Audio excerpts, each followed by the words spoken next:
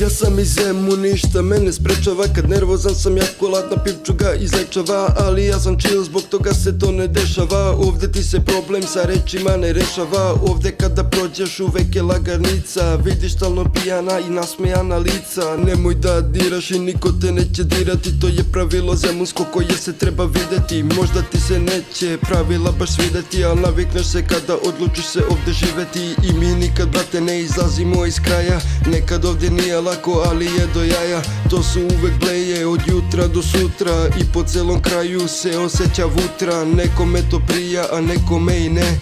Tako ti je kada si livin munze. Nekada je ovdje laganica da živiš, a nekada ti moraš da se boriš da preživiš. Nikad neće biti čaša prazna ili nepuna. To ti je tako, brate, kada si iz Zemuna. Nekada je ovdje laganica da živiš, a nekada ti moraš da se boriš da preživiš. Jel će biti dosadno? Pa naravno da ne. To je samo zato što si livin munze.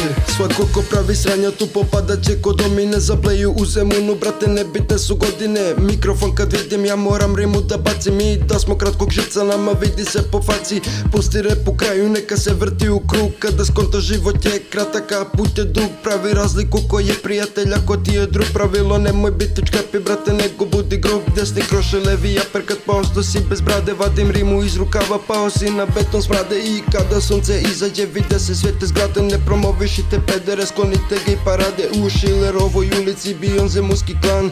Kako da te nađemo, uvek imamo plan. Tamo nekada bila je njihova vila, a sad kroz Zemun šetam sa mnogo promila. Nekada je ovdje laganica da živiš, a nekada ti moraš da se boriš da preživiš. Nikad neće biti čaša prazna ili nepuna. To ti je tako, brate, kada si iz Zemuna. Nekada je ovdje laganica da živiš, a nekada ti moraš da se boriš da preživiš. Jel će biti dosadno? Pa naravno da ne.